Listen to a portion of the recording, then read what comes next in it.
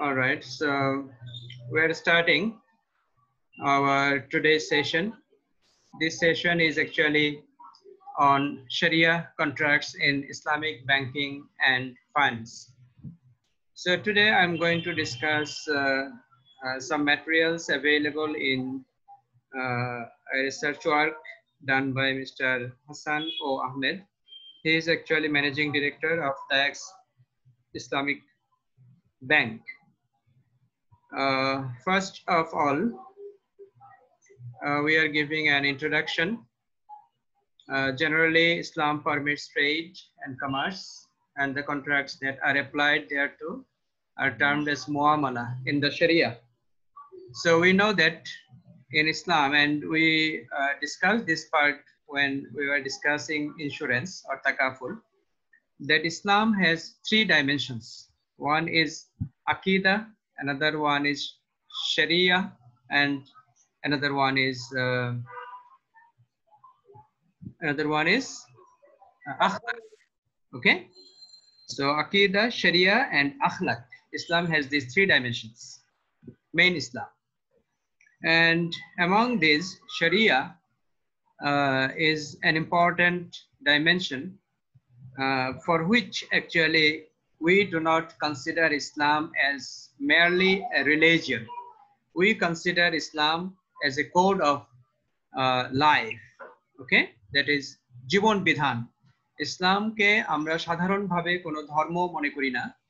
অন্যান্য ধর্মের মতো ইসলাম কোনো ধর্ম নয়, যেমন খ্রিস্টিয়ানিটি, বুদ্ধিজম, জুডাইজম, হিন্দুইজম যেটা আছে, ওরকম ওদের মতো ইসলাম কোনো রিলিজিয়ন নয়। ইসলাম হচ্ছে একটা complete code of life, complete code of life. এবং প্রফেট সাল্লাল্লাহু আলাইহি সাল্লাম উনি বলেছেন যে আজকে দিন কমপ্লিট হলো, এবং আল্লাহর পক্ষ থেকে এটি কোরআনে এসেছে যে আকমালতু লাকুম ইসলাম দীনা, এরকম একটা শব্দ এসছে আল ইয়াউম, যে আজকে ইসলামকে দিন হিসেবে কি করা হয়েছে, কমপ্লিট করা হয়েছে। সো দিন, ওকে, নট রিলিজিয়ন। দিন কি? দিন হচ্ছে কোড অফ লাইফ। দিন হচ্ছে অ্যাকচুয়ালি লাইট, যে লাইটটা আমাদেরকে কি করবে, এনলাইটেন্ড করবে। কিভাবে এনলাইটেন্ড করবে? থ্রু হুদা, যেটাকে আমরা বলছি গাইডেন্স। গাইডেন্স কি? যে আমাদের every affairs of our life, it will be guided by this ইসলাম। তাহলে এখানে আমরা দেখছি যে ইসলামের মধ্যে একটা সিগনিফিকেন্ট পার্ট হচ্ছে শরিয়া, যেই জন্যই মূলত এটাকে কোড অফ লাইফ বলা হচ্ছে। শরিয়া কি? শরিয়া হচ্ছে actually the code of life. শরিয়া হচ্ছে অ্যাকচুয়ালি দ্য ইসলামিক ল, যেখান থেকে আমাদের কাছে গাইডলাইন্স গুলো চলে আসে বা প্রিন্সিপালস গুলো চলে আসে। তাহলে এই যে শরিয়ার কিন্তু আবার আরো দুইটা ডাইমেনশন আছে। সেই দুইটা ডাইমেনশনের মধ্যে একটা হচ্ছে ইবাদত এবং আরেকটা হচ্ছে মুআমালা। ঠিক আছে? একটা হচ্ছে those are related to the worshipping of Allah subhanahu wa ta'ala, আর একটা হচ্ছে মুআমালা। মুআমালা means dealings and behaviors, etiquettes and manners, okay, যেটা হচ্ছে while making dealings or transactions among each other। তাহলে একটা আবার যদি আমরা হক এর কথা বলি, যে হক বা অধিকার, রাইটস এর কথা বলি, তাহলে দুটো রাইটস আছে। একটা হচ্ছে রাইটস অফ আল্লাহ সুবহানাহু ওয়া তাআলা, আরেকটা হচ্ছে rights of our acquaintances, rights of our kins, or rights of our neighbours. ঠিক আছে? Rights of the citizens, rights of the mankind. তাহলে কিছু আছে মানুষের রাইটস আর কিছু হচ্ছে আল্লাহর রাইটস। তাহলে এই যে ইবাদ আর যে পার্টটা আছে, এটা হচ্ছে আল্লাহর রাইটস, হাক্কুল্লাহ যেটাকে বলা হয়, আর একটা হচ্ছে হাক্কুল ইবাদ যেটাকে বলা হয়, যেটা হচ্ছে মানুষের হক, মানুষের অধিকার। আল্লাহর অধিকারের ক্ষেত্রে আমরা যদি কখনো কোনো ডেফিসিয়েন্সি থাকে, তাহলে এটা Allah is enough to pardon us. ঠিক আছে? Any time he can pardon us if we seek pardon. আমরা যদি তার কাছে মাফ চাই, ক্ষমা চাই, তিনি আমাদেরকে ক্ষমা করে দিতে পারেন যে কোনো সময়, যে কোনো ইস্যুতে। কিন্তু একটা জিনিস যেটা বলা হয়েছে ইসলামে হচ্ছে এটা, যে মানুষের যে অধিকার আছে আমার কাছে, মানুষের অধিকার, কিন্তু এটা সহজে ক্ষমার যোগ্য নয়। যদি যার সাথে এই অধিকার ক্ষুণ্ণ হয়েছে, যিনি অ্যাগ্রিভড পার্টি, আমরা জানি কন্ট্রাক্টের মধ্যে দুটো পার্টি থাকে, একটা হচ্ছে এগ্রিভ পার্টি আর একটা হচ্ছে কি পার্টি, ইনজিওর্ড গিলটি পার্টি। তাহলে এখানে আমরা দেখছি যে এগ্রিভড পার্টি এবং গিলটি পার্টি, গিলটি পার্টি উনি মাফ পাবেন না, ক্ষমা পাবেন না যদি না এগ্রিভ পার্টি বা ইনজিওর্ড পার্টি তাকে ক্ষমা করে দেয় বা সে কম্পেনসেটেড হয়ে স্যাটিসফাইড হয়ে ক্ষমা করে দেয়। তাহলে এখানে আমরা যেটা দেখছি সেটা হচ্ছে যে ইসলাম permits trade and commerce and the contracts that are applied thereto are termed as muamala।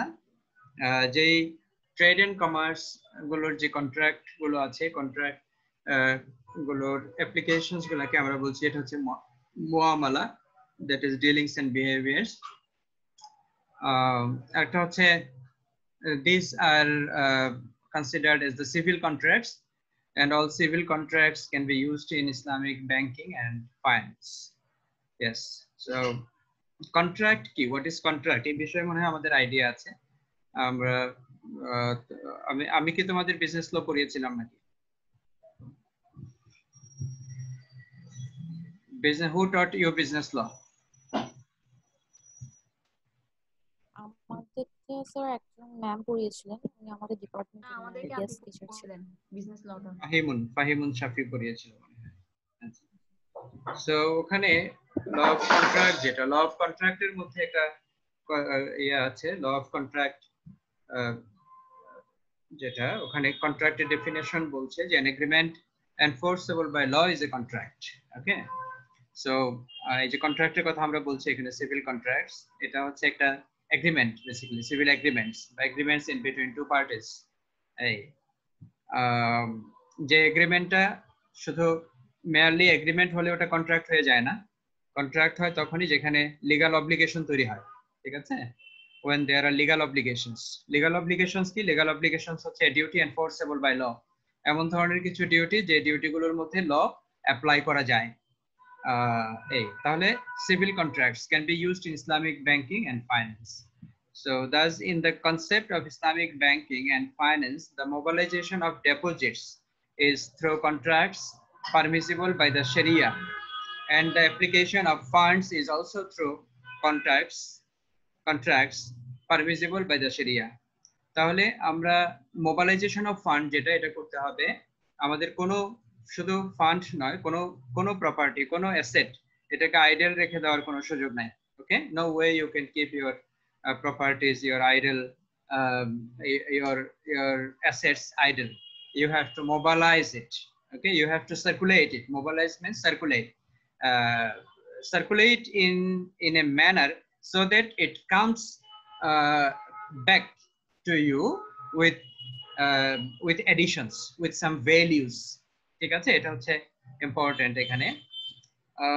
ইসলামে একটা লিটারেচারে আমি পড়েছিলাম আমাদের যে ক্যারেক্টার, ইভেন আমাদের ক্যারেক্টারটাকেও বলা হচ্ছে এটা একটা অ্যাসেট আমাদের জন্য, এবং এই ক্যারেক্টারটাকেও আমাদের ইনভেস্ট করতে হবে। হ্যাঁ, যেটা শরিয়া, আমরা যে এখানে কথাটা বলছি শরিয়া, এই শরিয়ার কিন্তু কিছু উদ্দেশ্য আছে, এটাকে বলে মাকাসিদ, মাকাসিদ আর শরিয়া। আমি লাস্ট তোমাদের ইন্স্যুরেন্স পড়ানোর সময় মনে হয় বলেছিলাম এটা। তো শরিয়ার অবজেক্টিভের মধ্যে একটা কিন্তু ইনস্ট্রুমেন্ট আছে যেটাকে বলে ক্যারেক্টার। আমাদের ক্যারেক্টারকেও ইনভেস্ট করতে হবে সো দ্যাট এটা কি করে যে আমার কাছে মাল্টিপল হয়ে আবার ফেরত আসে। মাল্টিপল হয়ে ফেরত আসে কিরকম, যে আমি যে ক্যারেক্টার হোল্ড করছি ওই একই রকম ক্যারেক্টার যেন আরো 5 জন 10 জন হোল্ড করে। ঠিক আছে, এটাই আমার জন্য হচ্ছে যে values, benefit for which I will be rewarded. ঠিক আছে, যেটা কোরআনের মধ্যে এসছে, আল্লাহ পাক বলছেন জমান আহসানু কওলাম মিম্মান দাআ ইলাল্লাহ ওয়া আমিলা সালিহা ওয়া ক্বালা ইন্নানি মিনাল মুসলিমিন। তার কথার থেকে আর কার কথা উত্তম হতে পারে, যে মানুষকে আল্লাহর দিকে ডাকে, ভালো কাজ করে এবং বলে যে আমি মুসলমান। ঠিক আছে, এবং প্রফেট সাল্লাল্লাহু আলাইহি সাল্লামকেও যখন আল্লাহ পাঠিয়েছেন তখন কোরআনের মধ্যে বিভিন্ন জায়গায় এসেছে যে আমি তাকে খুলুকুল আজিম হিসেবে তৈরি করেছি এবং আমি তাকে একটি উত্তম ক্যারেক্টার দিয়ে তৈরি করেছি প্রফেট সাল্লাল্লাহু আলাইহি সাল্লামকে। এবং আমরা দেখেছি প্রফেট সাল্লাল্লাহু আলাইহি সাল্লামের ক্যারেক্টার এতটাই মানে এনলাইটেন্ড ছিল যে এটা পুরো ওয়ার্ল্ডকে এনলাইটেন করে ছেড়েছে। এখনো পর্যন্ত মানুষ সেই ক্যারেক্টারে ম্যাগনেটিক্যালি তোমার হয়, অ্যাট্রাক্টেড হয়। সো এটা হচ্ছে শরিয়ার একটা পারপাস। যে আমাদের যেই ধরনেরই কোনো অ্যাসেট থাকুক না কেন, এটা টেনজিবল অথবা ইনটেনজিবল, ওটাকে আমার সার্কুলেট করতে হবে, মোবালাইজ করতে হবে, এবং so that it comes back to me with some values, with some addition, in a very legitimate manner. তাহলে ওটাকে আমরা বলছি যে এটা যদি হয় কন্ট্রাক্টের ভিত্তিতে এটা হতে হবে, এখানে চুক্তির ভিত্তিতে, যে চুক্তিগুলো শরিয়া পারমিট করছে, পারমিসিবল বাই শরিয়া, and the application of fund is also through contracts permissible by sharia। এবং যে কোনো ধরনের অর্থ, দেখো সিম্পল একটা লোন দেওয়ার ব্যাপারেও কিন্তু ইসলাম গাইডলাইন দিয়েছে। তো ধর তোমার বন্ধুকে তুমি 5,000 টাকা লোন দিলা, 1,000 টাকা লোন দিলা, 500 টাকা লোন দিয়েছো, হ্যাঁ, বলছে যে তুমি এটা উইটনেস রাখবে, ইসলাম তোমাকে বলছে তুমি এটা সাক্ষী রাখবে, ঠিক আছে, এবং এটাও যেন এগ্রিমেন্টের ভিত্তিতে হয়। এটা কি হিসেবে দিচ্ছ তুমি, ঠিক আছে, এটা কি কার্জে হাসানা হিসেবে দিচ্ছ, নাকি তুমি তার কাছে এটা ইনভেস্ট করছো, নাকি কি করছো? ইসলাম খুব বেস্ট একটা অপশন রেখেছে এখানে, লোন, যেটা কার্জে হাসানা, আমি তাকে বেস্ট লোন দিলাম, যখন সে সক্ষমতা অর্জন করবে তখন সে আমাকে এটা ফেরত দেবে। এই সো এই যে ইসলাম যেটা বলছে যে 3 ডাইমেনশনস, একটা হচ্ছে আকীদা, একটা হচ্ছে শরিয়া, আর একটা হচ্ছে আখলাক। আকীদা is related to belief, sharia is related to law, policies, principles, and akhlaq is related to moralities, moral conductions, moralities and ethics। শরিয়া যেটা, শরিয়ার আবার দুইটা ডাইমেনশনের কথা আমরা বলেছিলাম, যেটা আমরা লাস্ট ক্লাসে পড়েছি, একটা হচ্ছে ইবাদার, একটা হচ্ছে মুআমালা। মুআমালার যে পার্ট, এটাই হচ্ছে বেসিক্যালি এই ব্যাংকিং এন্ড ইন্স্যুরেন্স যেটা আছে, অথবা finance. Sharia aspects of Islamic banking and finance revolve around Sharia requirements, which refers to, আমরা ইসলামিক ফাইন্যান্স এন্ড ব্যাংকিং এ যখন শরিয়া অ্যাপ্লাই করতে যাই, তখন শরিয়ার কিছু রিকোয়ারমেন্টস থাকে, যে এই ঘটনাগুলো যদি ঘটে তাহলে হচ্ছে যে এটাকে আমরা বলবো যে this is permissible, this is legitimate, ঠিক আছে, this contract is legitimate or valid. হ্যাঁ, তাহলে কি বলছে এখানে, কিছু শরিয়া রিকোয়ারমেন্ট গুলো কি? নাম্বার 1 হচ্ছে যে এখানে ইসলাম যে বিষয়গুলোকে প্রহিবিট করেছে, ইসলাম দুই ধরনের কাজ করেছে, একটা কিছু জিনিসগুলোকে পারমিট করেছে, আর কিছু জিনিসগুলোকে ইসলাম প্রহিবিট করেছে। Some are permitted and some are prohibited in Islam. তাহলে প্রহিবিটেড যেগুলো করেছে ইসলাম, সেগুলোকে আমি যদি অ্যাভয়েড করি, তাহলেই কেবলমাত্র আমার শরিয়া কন্ট্রাক্ট ভ্যালিড হতে পারে অথবা পারমিসিবল হতে পারে। তাহলে পারমিসিবল হওয়ার কন্ডিশন কি? কন্ডিশন হচ্ছে প্রহিবিশনস গুলোকে অ্যাভয়েড করতে হবে। ইসলাম যেগুলোকে রেস্ট্রিক্ট করে দিয়েছে সেগুলোকে রেস্ট্রিক্টেড হিসেবেই মানতে হবে। ইসলাম যেগুলোকে হারাম করেছে ওগুলোকে হারাম হিসেবে মানতে হবে। ইসলাম যেগুলোকে হালাল করেছে এগুলোকে হালাল হিসেবেই মানতে হবে। ইসলাম যেটাকে হালাল করেছে ওটাকে আমি কখনো হারাম বলতে পারবো না। ইসলাম যেটাকে হারাম করেছে সেটাকে আমি কখনো হালাল করতে পারবো না, ঠিক আছে। সো এই ক্ষেত্রে বলে যে এই ক্ষেত্রে শরিয়া বলছে, শরিয়ার সীমা পরিসীমা হচ্ছে খুবই রেস্ট্রিক্টেড, এটা কনফাইন্ড, ঠিক আছে। এখানে তুমি অ্যাড করা ডিডাক্ট করার তোমার কোনো এখতিয়ার নাই, ঠিক আছে, until and unless you become a sharia scholar. শরিয়া স্কলার যদি হয় তাহলে তোমার যদি জুরিসপ্রুডেন্স থাকে, তুমি যদি ওগুলো মেনটেন করতে পারো, ফতোয়া দেওয়ার মতো ক্যাপাসিটি যদি তোমার থাকে, তুমি যদি ফকিহ হও, ইসলাম এবং কোরআন এবং হাদিসের উপর তোমার গভীর জ্ঞান থাকে, তাহলেই কেবলমাত্র তুমি একটা বিষয় এটা কি জায়েজ হবে নাকি না জায়েজ হবে, যদি সেই বিষয়ে ইসলামের ভিতরে কোনো অ্যাম্বিগুইটি থাকে বা কন্ট্রোভার্সি থাকে, তাহলেই কেবলমাত্র তুমি সেটা ডিসিশন দিতে পারবে। আর যেই বিষয়গুলোতে ইসলাম ডিসিশন দিয়ে দিয়েছে সেগুলোতে তুমি নতুন করে আর ডিসিশন দেওয়ার মতো তোমার কোনো ক্যাপাসিটি নেই, এবার তুমি যত বড় স্কলারই হও না কেন। তাহলে এটা হচ্ছে যে avoidance of prohibitions, and another one is ensuring that the contracts have all their essential elements with their necessary conditions। তাহলে একটা কন্ট্রাক্ট যখন হয় সেই কন্ট্রাক্টের কতগুলো এসেনশিয়াল এলিমেন্টস থাকে, যেমন ফার্স্ট অফ অল আমরা যেটাকে বলি যে অফার এন্ড অ্যাকসেপ্টেন্স। একটা কন্ট্রাক্টের মধ্যে কি থাকতে হবে? অফার এবং অ্যাকসেপ্টেন্স থাকতে হবে। আমি if I show you like you see the courses.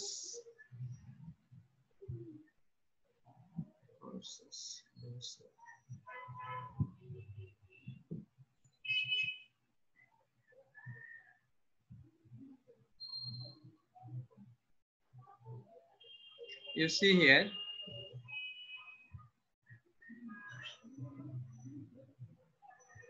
so these are the essential elements of a valid contract. Can you see them clearly? Yes, sir. কেউ একজন রেসপন্স করুন। ওকে, তাহলে প্লিজ মিউট। তাহলে যেটা হচ্ছে আমরা দেখছি এখানে যে essential elements of a valid contract, there are 10 essential elements of valid contract. এটা কনভেনশনাল ল অনুযায়ী, আর ইসলামিক ল এখানে এগুলোর সাথে ডিফার করার কোনো সুযোগ নেই। ঠিক আছে, এগুলো সবই তোমার মানে এখানে ইসলাম পারমিট করবে না, এই ধরনের কিছু নাই। যেমন অফার এন্ড অ্যাকসেপ্টেন্স, ঠিক আছে, তুমি কিছু করতে চাইলে তোমাকে অবশ্যই someone should come first, come forward, ঠিক আছে, তাকে বলতে হবে যে I want to do this or I want not to do this, okay, I want to keep abstain from this. তাহলে একটা হচ্ছে আমি এটা করতে চাই, আর একটা হচ্ছে আমি এটা করা থেকে বিরত থাকতে চাই। তাহলে এটা হলো অফার। কেউ যখন এটা বলবে এটাকে আমরা বলি অফার। আরেকটা হচ্ছে অ্যাকসেপ্টেন্স। অ্যাকসেপ্টেন্স হলো যে কেউ একজন একটা কিছু করতে চাইলো, তার he has showed his willingness to do anything or to abstain from doing anything, ঠিক আছে, এবং এটা সে আরেকজনের কাছে বললো। এটা কেন বললো? with a view to obtaining the assent of that other to such act or abstinence, ওইটার উপরে সে তার সম্মতি চায় আরেকজনকে, যার কাছে সে বললো এটা।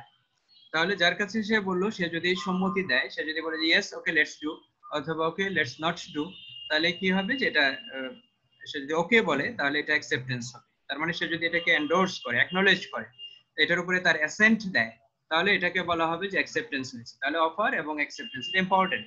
তোমরা দেখেছো যে কন্ট্রাক্ট অফ ম্যারেজ যেটা আমরা দেখি আমাদের এখানে ইসলামিক যে ম্যারেজ গুলো হয়, সেখানের মধ্যে এক পক্ষ বলে যে বলো তুমি এটা কি রাজি আছো, বলে যে হ্যাঁ রাজি আছি। রাজি থাকলে তাহলে বলো কবুল। কবুল মানে কি? অ্যাকসেপ্টেড, ইয়েস আই অ্যাকসেপ্ট, ঠিক আছে, দিস অফার। হ্যাঁ, অমুকের ছেলে অমুক, তার সাথে তোমার বিয়ে হবে, তুমি কি কবুল? হ্যাঁ কবুল, অ্যাকসেপ্ট। তাহলে কি হচ্ছে? There is a contract, that is called contract of marriage. তাহলে কি হচ্ছে? তোমার এখানে অফার এবং অ্যাকসেপ্টেন্স থাকছে। একইভাবে এই জিনিস ফাইন্যান্সের ক্ষেত্রে অ্যাপ্লিকেবল। আমি যদি if I want to invest my money, আমি কাউকে বলতে পারি I want to invest my money, do you agree to do a business with me? Yes I want to do a business with you. তাহলে কি হচ্ছে যে এখানে offer এবং অ্যাকসেপ্টেন্স হচ্ছে। আরেকটা হচ্ছে intention to create legal relation. যখনই আমরা কোনো কারোর সাথে সম্পর্কে যাই, সেই সম্পর্কটা অবশ্যই হতে হবে যে আমি তার সাথে আইনগত সম্পর্ক তৈরি করছি। এই নিয়ত যেটা ইন্টেনশন আছে আমার, ইসলাম নিয়তকে কিন্তু খুব বেশি ইম্পর্টেন্স দিয়েছে। তোমরা দেখেছো যে একটা হাদিস আছে যেটাকে বলে ইন্নামাল আমালু বিন্নিয়াত, যে সমস্ত আমল, every activities, every deeds depend on validity of the acts, depend on intention, how he wants to do it or whether she wants to do it. তাহলে কি হচ্ছে? intention to create legal relation, এটা থাকতে হবে যে আমি আইনগত সম্পর্ক তৈরি করছি, এটা মনের মধ্যে থাকতে হবে। আরেকটা হচ্ছে lawful consideration. lawful consideration কি?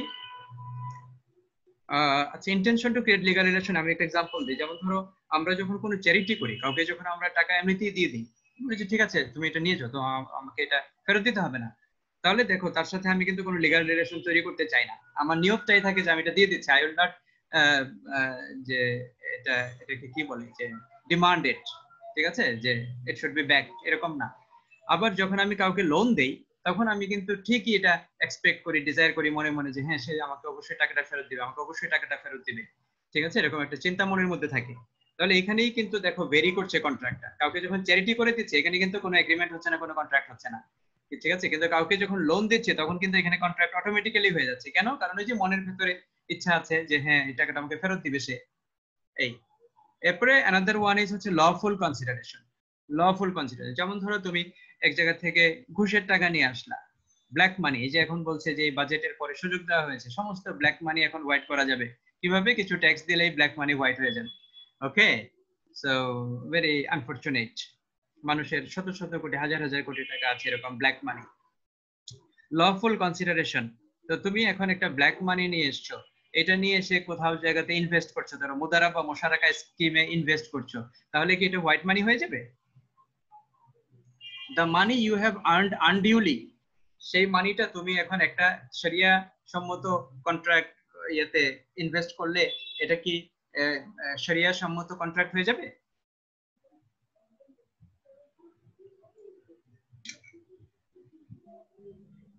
হবে নাকি বলো? না স্যার, হবে না। হবে না, হ্যাঁ। তাহলে এটা হচ্ছে লফুল কনসিডারেশন, যে আমি যে জিনিসটা স্যাক্রিফাইস করছি ওই জিনিসটা হতে হবে লফুল। তুমি একটা চুরি করা গাড়ি এনে বিক্রি করে দিতে পারবা না, ঠিক আছে, একজন থেকে একটা গাড়ি তুমি নিয়ে এসছো, নিয়ে এসে বিক্রি করে দিচ্ছ, এটা সম্ভব না। কারণ যে গাড়িটা চুরি করে এনে তুমি বিক্রি করছো সেটা হচ্ছে কি আনলফুল কনসিডারেশন। আনলফুল কনসিডারেশন থেকে ইলিগেল কন্ট্রাক্ট তৈরি হয় অথবা ভয়েডেবল কন্ট্রাক্ট তৈরি হয়। ঠিক আছে, লফুল ভ্যালিড কন্ট্রাক্ট তৈরি হয় না কখনোই। এরপরে ক্যাপাসিটি অফ দ্য পার্টিজ আছে, সবাই not everybody is capable to make contracts. এখানে এজ অফ মেজরিটির ব্যাপার আছে, তারপরে তোমার সাউন্ড মাইন্ডের ব্যাপার আছে, he must not be lunatic, ঠিক আছে, he must not be drunken, এরকম ব্যাপার আছে। এরপর আরেকটা হচ্ছে ফ্রি কনসেন্ট থাকতে হবে। যখন চুক্তি করব আমরা তখন আমাদের উভয়ের মনের মধ্যে একই রকম বিষয় থাকতে হবে। একটা সাবজেক্ট ম্যাটারের ব্যাপারে আমার কাছে সেম ইনফরমেশন থাকতে হবে, at the same time in the same sense এগ্রিমেন্টটা হতে হবে, তাহলে এটাকে বলে free consent. Free consent disturb হতে পারে কতগুলো কারণে, হ্যাঁ, যেমন ধরো এখানে বলছে ফ্রি কনসেন্ট ডিস্টার্ব হতে পারে কোয়েরশনের কারণে, আনডিউ ইনফ্লুয়েন্সের কারণে, ফ্রড, মিসরিপ্রেজেন্টেশন এন্ড মিস্টেকের কারণে ফ্রি কনসেন্ট ডিস্টার্ব হতে পারে। ফ্রি কনসেন্ট যদি ডিস্টার্ব হয় তাহলে ভ্যালিড কন্ট্রাক্ট হবে না কখনোই। তাহলে সেগুলো কি কোয়েরশন। কোয়েরশন হচ্ছে বল প্রয়োগ করে কাউকে ফোর্সফুলি, তুমি বলছো যে তুমি যদি আমার সাথে এই চুক্তি না করো, তুমি যদি আমার সাথে এই ইনভেস্টমেন্ট না আসো, তাহলে আই উইল শুট ইউ। তাহলে এটা কি হচ্ছে, এটা হচ্ছে কোয়েরশন, তুমি তাকে বল প্রয়োগ করে কাজটা করলে। আরেকটা হচ্ছে আনডিউ ইনফ্লুয়েন্স, তুমি তাকে ঘুষ দিতে চাইলে অথবা তুমি তাকে অন্য কোনো ধরনের বেনিফিট দিতে চাইলে, দিয়ে তারপরে তোমার সাথে তাকে কন্ট্রাক্টে আনতে চাইলে, এটা হবে আনডিউ ইনফ্লুয়েন্স। আরেকটা হচ্ছে ফ্রড, তুমি কারো পেপারস যেগুলো আছে ডকুমেন্ট সেগুলোকে তুমি কপি করে ফেললা। ঠিক আছে, এই আমরা প্রায় দেখি যে বিভিন্ন নাটক সিনেমাতে বা বিভিন্ন জায়গায় সামাজিক ইয়েতে ফিলিংস গুলোতে দেখা যায় যে এরকমও দেখা গেছে বাবা মারা যাচ্ছে, এমন অবস্থায় এক ছেলে এসে বাবার বুড়ো আঙ্গুল ধরে ওইখান থেকে টিপসই নিয়ে নিয়েছে একটা কাগজে। সেই কাগজে লেখা আছে যে এই বাবার সমস্ত প্রপার্টি হচ্ছে ওই ছেলের। বুঝতে পেরেছো, এরকম অমানবিক কাজও হয়েছে। ঠিক আছে, মৃত্যু পথযাত্রী বাবার হাত থেকে টিপসই নিয়ে গেছে। এই এমনও হয়েছে যে আপনার জন্য আমি ওষুধ আনতে যাচ্ছি, সো এটা এমন ঔষধ যে ওষুধটা রোগীর কনসেন্ট ছাড়া নেওয়া যাবে না, সো আপনি এখানে একটা টিপসই দেন, তাইলে বোঝা যাবে যে আপনি কনসেন্ট দিয়েছেন, আপনার জন্য এই ওষুধটা আমি কিনতে পারবো। ঠিক আছে, এই কথা বলে ছেলে বাবার কাছ থেকে টিপসই নিয়ে গেছে, কিন্তু ওটা আসলে ঔষধ আনার টিপসই না, ওটা হচ্ছে বাবার জায়গা সম্পত্তি নিয়ে নেওয়ার টিপসই। আনফরচুনেটলি আমাদের সোসাইটিতে এই ধরনের ঘটনাগুলো ঘটছে, দিস আর ফ্যাক্টস। তারপরে হচ্ছে মিসরিপ্রেজেন্টেশন, কোনো কিছুকে ভিন্নভাবে উপস্থাপন করা। যেমন আমি একটা গাভী বিক্রি করছি একজনের কাছে, আমি তাকে বললাম যে এটা প্রতিদিন 10 লিটার করে দুধ দিবে, তুমি নিয়ে যাও, এটা সিন্ধি গাভী। ঠিক আছে, সে এটা নিয়ে গেল, সে বাসায় গিয়ে দেখে তার এক্সপিরিয়েন্স হচ্ছে এটা থেকে 5 লিটার দুধ হয়, 10 লিটার কখনোই হয় না, হার্ডলি 6 লিটার হয়। তাহলে এই যে 5 লিটার বা 4 লিটার করে কম দুধ হচ্ছে, এটার কারণে একটা পক্ষ ডিপ্রাইভড হচ্ছে। কিন্তু কন্ট্রাক্ট যখন হচ্ছিল তখন উভয় পক্ষই জানতো যে এটা 10 লিটার দুধ দেয়। কেন? কারণ এক পক্ষ বলেছে 10 লিটার দুধ দেয়, আরেক পক্ষ বিশ্বাস করে নিয়েছে। ঠিক আছে, তাহলে যে বিশ্বাস করেছে সে জানতো 10 লিটার, কিন্তু যে বলেছে 10 লিটার সে হয়তো জানতো যে 5 লিটার, সে এটাকে কি করেছে, মিসরিপ্রেজেন্ট করেছে। এই সো এই কারণে কন্ট্রাক্ট গুলো ভয়েডেবল হয়ে যায়, ভ্যালিড কন্ট্রাক্ট হয় না। এই আরেকটা হচ্ছে মিস্টেক, কোন টার্মস টার্মিনোলজি, কোন ম্যাটেরিয়াল টার্মসে যদি ভুল থাকে। ঠিক আছে, যেমন আমি হয়তো কাউকে 24 ক্যারেট স্বর্ণ বিক্রি করার কথা বললাম, কিন্তু আমি ভুলে সেখানে 24 ক্যারেট শব্দটা মিস করলাম। ঠিক আছে, তাহলে এখন স্বর্ণের তো অনেক গ্রেড আছে, অনেক ক্যাটাগরি আছে, আমি এখন তাকে কোন গ্রেড দিব আসলে? এই ধরনের কেসে কন্ট্রাক্ট ভয়েডেবলও হয় না, ভ্যালিডও হয় না, এটা কন্ট্রাক্ট হয়ে যায় ভয়েড।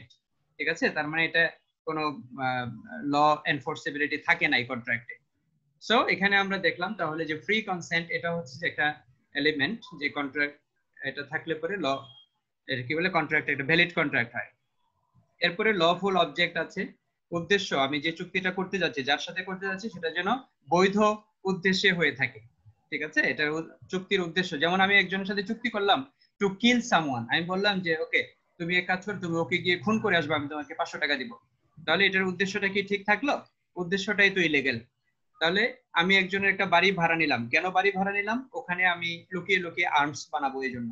তাহলে কি হলো, যেটা বা আমি ড্রাগের বিজনেস করবো ওই বাড়িটাতে, তাহলে এটা কি হবে, এটা আনলফুল অবজেক্ট হবে। আনলফুল অবজেক্ট হলে এই যে বাড়ি ভাড়া নেওয়ার মতো এরকম একটা ভালো চুক্তিও কিন্তু আনলফুল ইলিগেল চুক্তি হয়ে যাচ্ছে।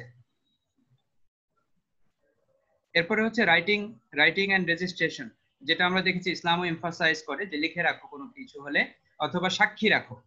ঠিক আছে, কিন্তু কনভেনশনাল লতে রাইটিং এন্ড রেজিস্ট্রেশনকে এখানে গুরুত্ব দিয়েছে, কিন্তু খুব বেশি গুরুত্ব দেয়নি। যেমন আমরা প্রতিদিন যে কেনাকাটা গরু করি, এখানে প্রায় হয়তো ধরো মিনিমাম 20, 25টা, 30টা আমাদের contract of sale of goods হয়। ঠিক আছে, কিন্তু সবগুলা কি আমরা লিখে রাখি? আমরা প্রতিদিন দোকান থেকে যা যা কিনি সব কি আমরা লিখে রাখি? লিখে রাখি না। তাহলে ওটা কিন্তু কন্ট্রাক্ট কিন্তু হয়ে যাচ্ছে।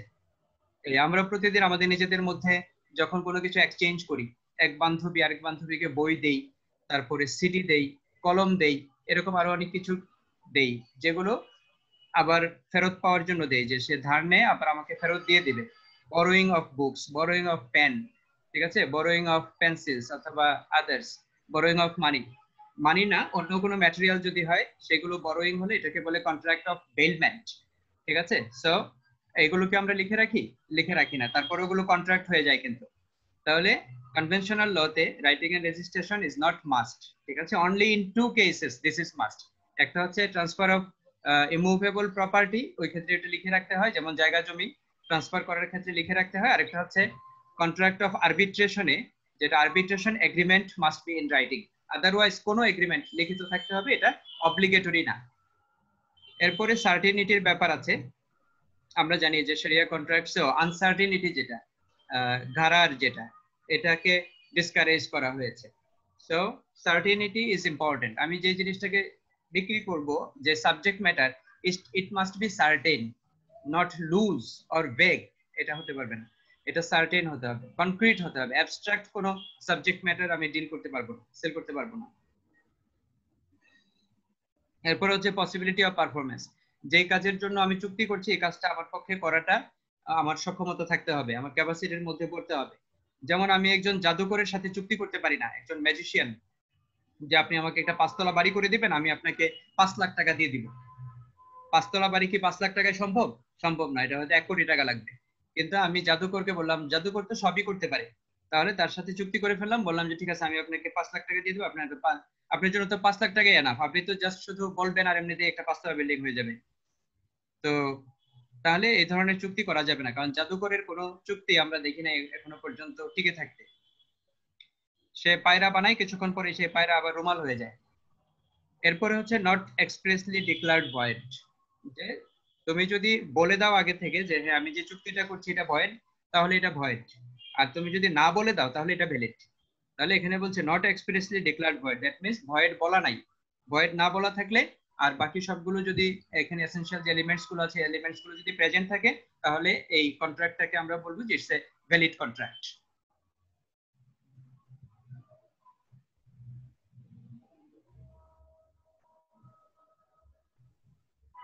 আচ্ছা, আমাদের এই এটা রেকর্ডিং হচ্ছে তো না? জি স্যার। অলরাইট, তাহলে আমরা দেখছি এখানে যেগুলো হচ্ছে these are actually the essential elements of a valid contract. আমরা এখন আমাদের আগের সেই জায়গাতে চলে যাই।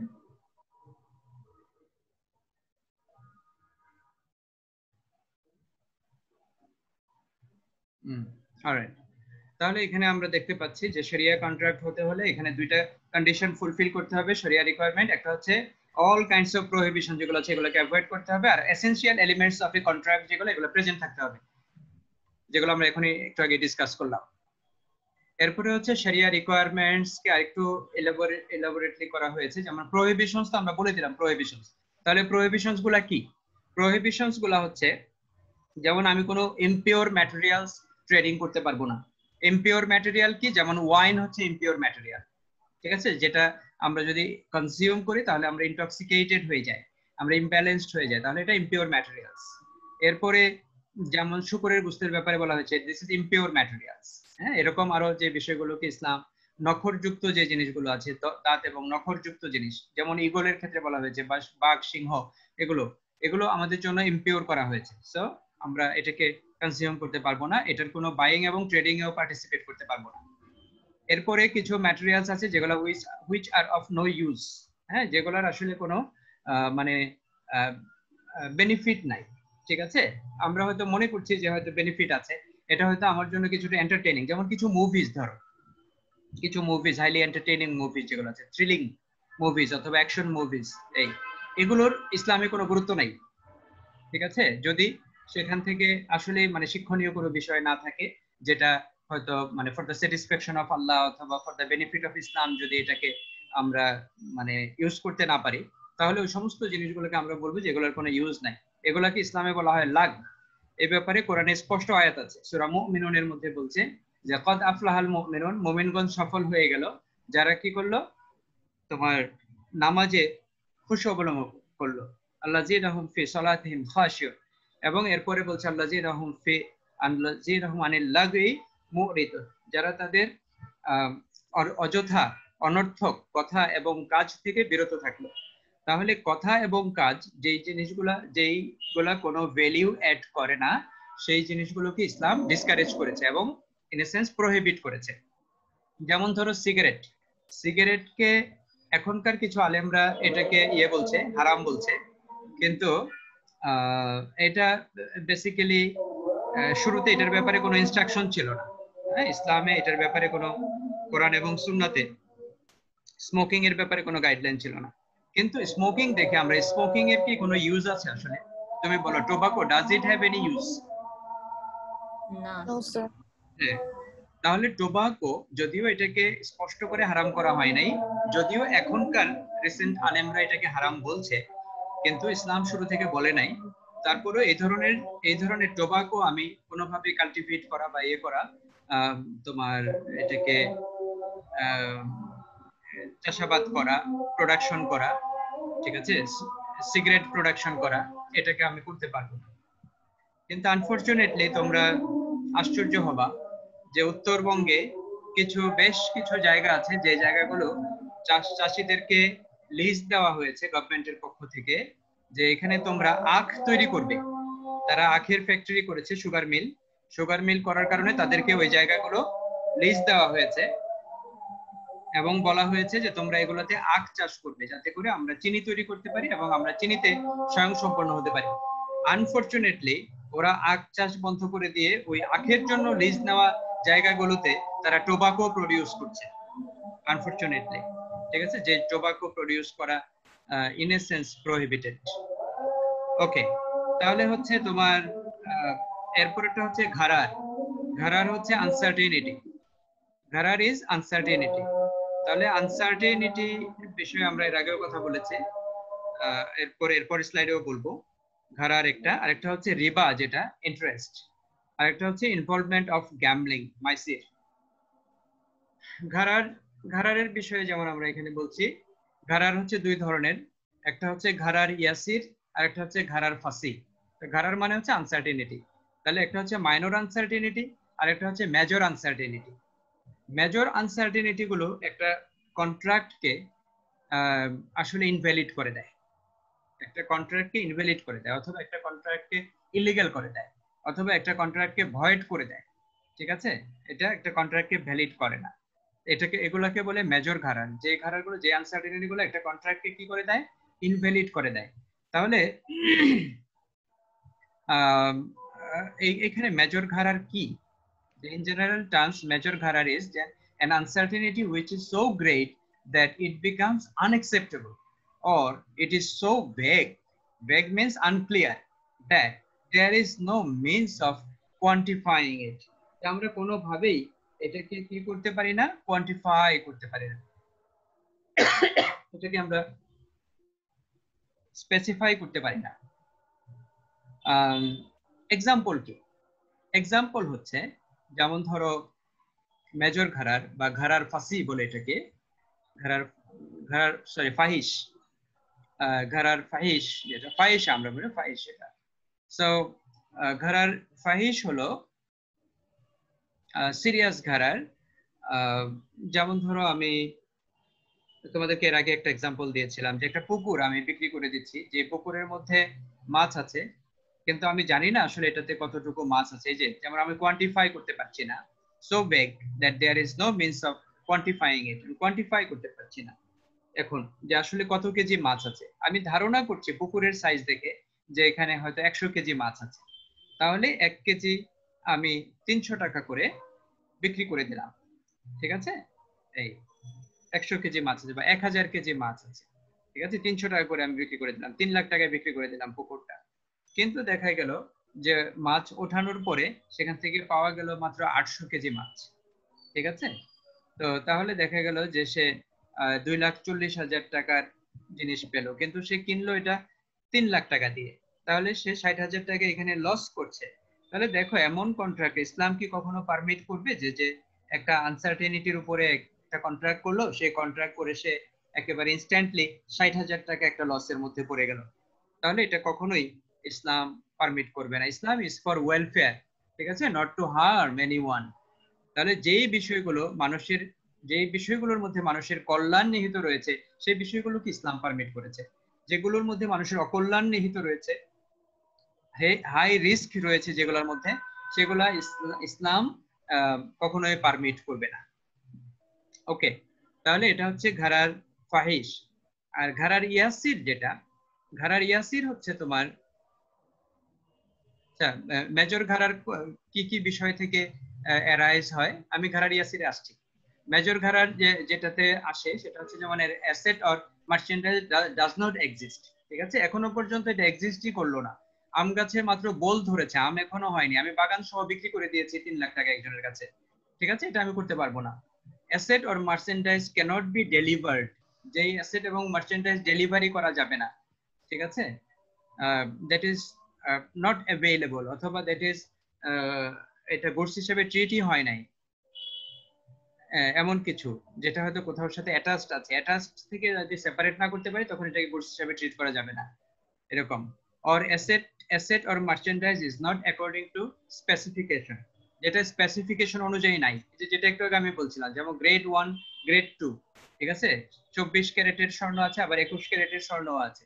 তো তাহলে আমি কি করব, যে এখানে যদি আমি স্পেসিফাই এটাকে না করি যে আমি কোনটা বিক্রি করতে যাচ্ছি, 24 নাকি 21, আমি যদি শুধু বলি যে আমি তোমাকে গোল্ড বিক্রি করব, তাহলে হুইচ গোল্ড, গোল্ডের তো 2-3টা গ্রেড আছে, ঠিক আছে, এই বা 4-5টা গ্রেড আছে, তাহলে আমাকে এটা স্পেসিফাই করতে হবে। স্পেসিফাই না করলে এটা ঘাড়ারের মধ্যে পড়ে যাবে। এই তাহলে ঘাড়ার যেটা এখানে ঘাড়ার ফাহিশ যেটা আমরা বর্ণনা করলাম, কিন্তু ঘাড়ার ইয়াসির যেটা বা সহজ ইজি ঘাড়ার যেটা, এটা হচ্ছে যেমন এটা পারমিসিবল, ইজি ঘাড়ারটা পারমিসিবল, কিন্তু ঘাড়ার ফাহিশ যেটা এটা নট পারমিসিবল। তো ইজি ঘাড়ার কি হতে পারে, তুমি ইজারার ক্ষেত্রে, যেমন আমরা এখানে তোমাদেরকে যদি একটু দেখাই, ঘাড়ার ঘাড়ার ইয়াসির আর বলছে যে স্মল অ্যামাউন্ট অফ ঘাড়ার, হ্যাঁ, অথবা ঘাড়ার কালিল বলে এটাকে অনেক সময়, কালিল মানে হচ্ছে লিটল, or ঘাড়ার ইয়াসির সহজ easy ঘাড়ার, that cannot be avoided due to the nature of the subject matter of the contract, or subject matter of the contract কে বলা হয় act. This degree of ঘাড়ার does not cause considerable damage or losses to either of the counterparty. As such, it does not affect the validity of the contract. এটা কন্ট্রাক্টের validity কেও খুব বেশি effect করে না। It is typically tolerable and overlooked under Sharia. এটাকে tolerate করে, যেমন আমরা দেখি যে মাসে কোন মাসে 30 দিন হয়, আবার কোন মাসে 31 দিন হয়, ঠিক আছে, এখানে কোন মাস ফেব্রুয়ারি মাস আবার 28 দিনে হয়, 29 দিনে হয়। তো আমরা যখন একটা বাড়ির জন্য চুক্তি করি কারোর সাথে যে আমি একটা বাড়ি ভাড়া নিচ্ছি, তো সেই বাড়ি ভাড়া আমরা বলছি 1 মাসের ভাড়া আপনাকে দিব আমি এত টাকা, 10,000 টাকা। এখন সেই 1 মাস 30 দিনেও হতে পারে, সে 1 মাস 31 দিনেও হতে পারে, সে 1 মাস 28 দিনেও হতে পারে, সে 1 মাস 29 দিনেও হতে পারে। এখানে একটা চেঞ্জ আছে, বাট মানে this change is very little, যেটাকে বলা হচ্ছে এখানে যে কালিল, ওকে, ভেরি লিটল। সো এটা ইসলাম পারমিট করবে, এখানে কোনো আসবে যাবে না, যেই ভাড়াটা আমি 31 দিনের জন্য দিতে পারি সেই ভাড়াটা আমি 28 দিনের জন্য দিতে পারি। এমন না যে যেই মাসটা 28 দিনে মাস হলো, আমি সেই মাসে তো 3 দিন কম থাকলাম, তাহলে আমি 3 দিন কমের ভাড়া দিব বাড়ির মালিককে, এরকম যেন না হয়, ঠিক আছে। সো ঘাড়ার ইয়াসির is Arabic minor uncertainty or ambiguity, এবং এই কারণে কখনো কন্ট্রাক্ট ইনভ্যালিড হবে না। ওকে, সো এটা গেল ঘাড়ারের বিষয়। এরপরে রিবার, হ্যাঁ বল sir, lottery is also a ঘাড়, রাইট? লটারি তো ঘাড়ার, এবং এটা হচ্ছে মাইসির, গ্যাম্বলিং এখানে, ঠিক আছে, এটা এক ধরনের গ্যাম্বলিং, যেহেতু এখানে বেটিং হচ্ছে, ঠিক আছে। আই বেট যে তুমি পাবা, বুঝতে পেরেছো, আই বেট যে তুমি 10 লাখ টাকা পাবা, যদি না পাও তাহলে আমি তোমার এটা অ্যাবজর্ব করে নিব, আর যদি পাও তাহলে তুমি আমার থেকে এটা এতটা পাবা, বুঝতে পেরেছো? ওকে। তাহলে দেখা যাচ্ছে যে যদি না জি পাই স্যার। তাহলে আই এম লুজিং সামথিং, যেটাকে ওই যে কনভেনশনাল ইন্স্যুরেন্সে বলা হয় যে প্রিমিয়াম দিচ্ছি আমি, কিন্তু ঘটনা না ঘটলে সেই প্রিমিয়াম আর আমার থাকছে না, ওটা ইন্স্যুরেন্স কোম্পানির হয়ে যাচ্ছে। ইন্স্যুরেন্স। ঠিক আছে? Conventional insurance. হ্যাঁ, ইয়া। কিন্তু টাকা ফুলে আমরা দেখেছি যে আমার সবাইকে পার্টিসিপেন্ট হিসেবে ট্রিট করা হচ্ছে এবং কারো টাকা হারিয়ে যাচ্ছে না, সবার টাকাই কমন ফান্ডে থাকছে। ওই সার্ভিস চার্জ অথবা ওই ওয়াকালা ফি, ঠিক আছে, অথবা এজেন্সি ফি যেগুলো আছে, অন্যান্য ফি যেগুলো আছে, অথবা মুদারাবা ফি আছে, সেই ফি গুলো যদি দিয়ে দেই আমি, তাহলে এই কেবলমাত্র এই টাকাটা আমার কাছে আবার ফেরত চলে আসবে এবং ওটা ইনভেস্টেডও হবে, ওখান থেকে প্রফিট সহ আমার কাছে ফেরত আসবে। ঠিক আছে? এই ইয়েস স্যার। হ্যাঁ, তো এখানে কোনো কিছু আমার হারানোর নেই। কিন্তু আমরা দেখছি যে যেমন ধরো এই যে লটারির ক্ষেত্রে 10 টাকা দিয়ে আমি একটা টিকিট কিনলাম, ঠিক আছে, 30 লক্ষ টাকার টিকিট। এখন আমি যদি পেয়ে যাই, ফার্স্ট পিকড হই আমি, আমার যদি এটা উঠে যায় লটারিতে, তাহলে আমি 30 লক্ষ টাকা পাবো। আর যদি না উঠে, তাহলে এরকম হাজার হাজার মানুষ আছে না যারা 10 টাকা করে হারাচ্ছে? স্যার। হ্যাঁ তো অনেকেই হ্যাঁ, তাহলে হাজার হাজার লক্ষ লক্ষ মানুষ তাদের টাকা হারাচ্ছে। ঠিক আছে? তো এটা কখনোই ইসলাম পারমিট করবে না। তাহলে এটা একদিকে আনসার্টিনিটি, আরেকদিকে হচ্ছে যেহেতু বেটিং, এই জন্য হচ্ছে মেসির মানে গ্যাম্বলিং। ওকে, সো রিবার যে বিষয়টা আছে, রিবা আমরা জানি ইন্টারেস্ট, রিবা দুয়ুন একটা কথা আছে এখানে। দুয়ুন মানে হচ্ছে any kind of lending or borrowing, okay, অথবা ফিজ, রিবা অর ফিজ, দুয়ুন। তাহলে কি হচ্ছে যে রিবা out of lending and borrowing, this kind of রিবা is the extra amount of money over and above the principal of the loan. রিবা দুয়ুন যেটা, ঠিক আছে, রিবা আমরা জানি যে টাকার উপরে টাকাও রিবা হয়, আবার গুডসের উপরে গুডস সেটাও রিবা হয়। তোমার কাছ থেকে আমি 5 কেজি কাটারি ভোগ, 1 নাম্বার কাটারি ভোগ চাউল নিলাম 5 কেজি, নিয়ে বললাম যে আগামী মাসে, এই মাসে আমার একটু অসুবিধা, তুমি আমাকে 5 কেজি চাউল দাও, আগামী মাসে আমি তোমাকে 5.5 কেজি চাউল ফেরত দিব, ওই একই গ্রেডের একই ক্যাটাগরির। তাহলে এটা কি হয়ে যাবে? এটা রিবা হবে কিন্তু। বুঝতে পেরেছো? তাহলে এটা শুধু মানি অন মানি নয়, কাইন্ডস অন কাইন্ডস, এটাও রিবা হতে পারে। Okay, so this kind of রিবা is the extra amount of money, যেটা রিবা দুয়ুন। এটা হচ্ছে মানি, এটা হচ্ছে imposed by the lender upon the borrower in the কন্ট্রাক্টে যেটা ইম্পোজ করা থাকে by the lender upon the borrower, মানে যিনি দিবেন, যিনি পাওনাদার, দেনাদারের উপরে যেটা ইম্পোজ করেন। আরেকটা হচ্ছে promised by the borrower in the contract, আরেকটা হচ্ছে বরোয়ার নিজেই প্রমিস করবে। এই যে একটু আগে আমি যেটা বললাম যে হ্যাঁ আমি প্রমিস করছি, তুমি আমাকে এখন 5 কেজি দাও, আমি তোমাকে আগামী মাসে 5.5 কেজি দিব। এটা কিন্তু ও ইম্পোজ করে নাই, আমি এটাকে ইনিশিয়েট করছি এবং আমি বলছি যে আই উইল পে। তাহলে এটা হচ্ছে দুইটাই রিবা দুয়ুন।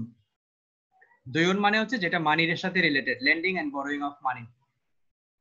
রিবা দুয়ুন ইজ সাবডিভাইডেড ইনটু, দুই ভাগে আবার ভাগ করা হয়েছে রিবা দুয়ুনকে। একটা হচ্ছে রিবা কাদ, রিবা is imposed from the beginning, প্রথমেই রিবাটা ইম্পোজ করে দেওয়া হয়, তুমি কার্য নিয়েছো, সাথে সাথেই তোমার উপরে রিবা ইম্পোজ হয়ে গেছে।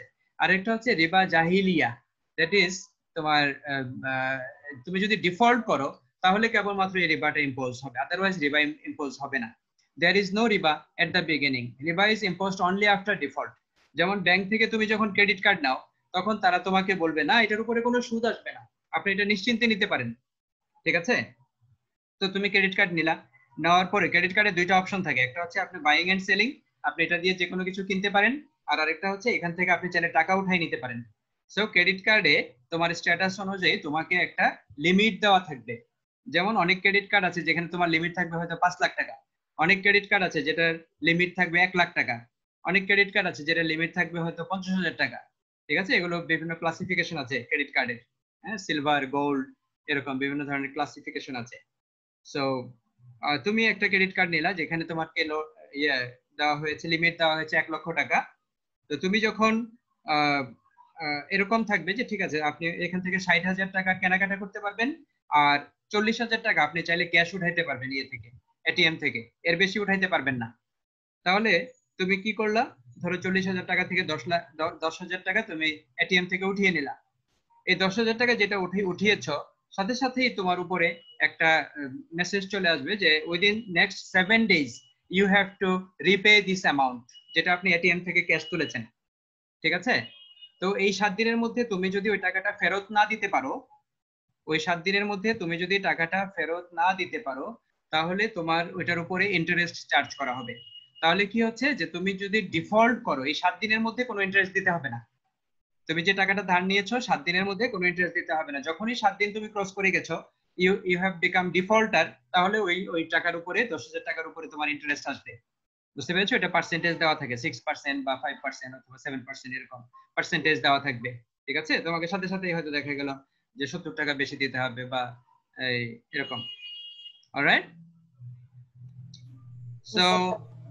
সো এটা হচ্ছে তোমার রিবা। রিবা একটা হচ্ছে কার্ড আর একটা হচ্ছে রিবা জাহেলিয়া। কার্ড হচ্ছে শুরুতে অ্যানাউন্স করে দেওয়া ইন্টারেস্ট, আর জাহেলিয়া হচ্ছে তুমি যদি ডিফল্ট করো তাহলে তোমার উপর ইন্টারেস্ট ইম্পোজ হবে। আরেকটা হচ্ছে রিবা বুয়ু। রিবা বুয়ু হচ্ছে যে রিবা ফ্রম ট্রেডিং ট্রানজাকশন। তাহলে এটা হচ্ছে this kind of riba may occur out of an exchange between two ribawi materials of the same kind where the necessary rules are not observed. There is no riba in trading transactions where a ribawi material is exchanged with non-ribawi materials. তাহলে দুইটা রিবাবি material, যেমন চাল with চাল, ঠিক আছে, rice with rice, এটা যদি আমি এক্সচেঞ্জ করি তাহলে চালের মধ্যে খুব সহজেই মানে বৃদ্ধি আনা যায়। যেমন একটু আগে যেটা বললাম, তোমার কাছ থেকে 5 কেজি নিয়ে একই গ্রেডের চাল 5.5 কেজি তোমাকে যদি ফেরত দেয় তাহলে এটা রিবা হবে। তাহলে রিবাবি ম্যাটেরিয়ালস কাইন্ড অন কাইন্ড, এটা যদি হয় তাহলে এটা এখানে এটা রিবা হয়ে গেল। আর আমি যদি চাল তোমার কাছ থেকে নিয়ে তোমাকে টাকা দিয়ে দেই, আমি যদি বলি যে তোমার কাছ থেকে 5 কেজি আমি চাল নিচ্ছি, এটার বিনিময়ে আমি তোমাকে 300 টাকা দিলাম, যাও 60 টাকা করে, তাহলে কি হচ্ছে যে তোমার যদি আমি এই ক্যাশ এবং কাইন্ড এক্সচেঞ্জ করি তাহলে এটা ইটস ওকে, এটা ইট ইজ পারমিসিবল। এই তো রিবাবি ম্যাটেরিয়াল নন রিবাবি ম্যাটেরিয়ালের সাথে এক্সচেঞ্জ হতে পারে। যেমন তুমি 5 কেজি চাল হয়তো দেখা গেল যে 2টা বা 3টা লাউ আছে, লাউ কদু ধরো, সেটার বিনিময়ে তুমি চেঞ্জ করতে পারো। অথবা 300 টাকা দিলে একটা রুই মাছ পাওয়া যায়, তুমি 1 কেজি রুই মাছ, তুমি 1 কেজি রুই মাছ দিয়ে 5 কেজি চাল নিলা, 60 টাকা করে। চালের দামও 300 টাকা, মাছের দামও 300 টাকা। ঠিক আছে, মাছের সাথে চাল, এটা কি হলো যে দুইটা ডিফারেন্ট গুডস ট্রানজাকশন হচ্ছে। So it's very much possible, ঠিক আছে, টু চেঞ্জ।